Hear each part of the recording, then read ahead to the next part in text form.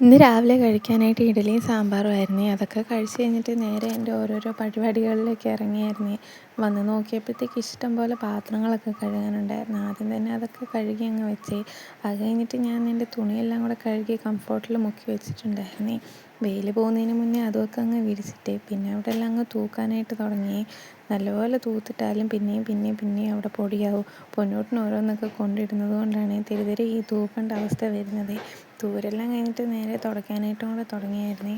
ഞാൻ തുടയ്ക്കുന്നതനുസരിച്ച് പൊന്നൂട്ടിന് ഒന്നുകൂടി അതിൻ്റെ മണ്ടയിൽ കൂടെ നടക്കും. പിന്നെ 1ഉം 2ഉം പ്രാവശ്യമൊക്കെയാണ് തുടയ്ക്കേണ്ടി വരുന്നത്. ഉണങ്ങി കഴിഞ്ഞെന്ന് പറഞ്ഞാൽ അവൾ തറയിൽ ബിസ്ക്കറ്റും ജ്യൂസും അതുപോലത്തെ സാധനങ്ങളെല്ലാം കൊണ്ടിടും. പിന്നെ ഇങ്ങനെ കറയായിട്ട് കിടക്കും.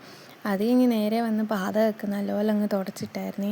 പിന്നെ ആയിരുന്നെങ്കിൽ മാറ്റൊക്കെ അപ്പടിയും അങ്ങ് ചെള്ള പോലെ പിടിച്ച് കിടക്കുമായിരുന്നു. കുറച്ച് നേരം വെള്ളത്തിലങ്ങ് കുതിരാനിട്ടിട്ട് നല്ലപോലെ അതെല്ലാം അങ്ങ് തേച്ച് കഴുകിയിട്ടേ. അപ്പിടി ചെളിയായിരുന്നേ.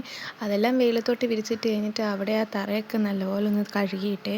പിന്നെ ഞാനൊരു സാമ്പ്രാണിയൊക്കെ വന്ന് മുറിയിലൊക്കെ കത്തിച്ച് വെച്ച്. ഇല്ലേ ഈ ഉളുമ്പ് മണം കാരണം കയറാനേ ഒക്കത്തില്ല. അത് കഴിഞ്ഞിട്ട് നേരെ വന്ന് മുറ്റമൊക്കെ അങ്ങ് തൂത്തിട്ടേ. പുറകും ഫ്രണ്ടും ഒക്കെ തൂത്തിട്ട് നേരെ ഞാൻ എൻ്റെ പൂന്തോട്ടത്തിലോട്ട് ഇറങ്ങി.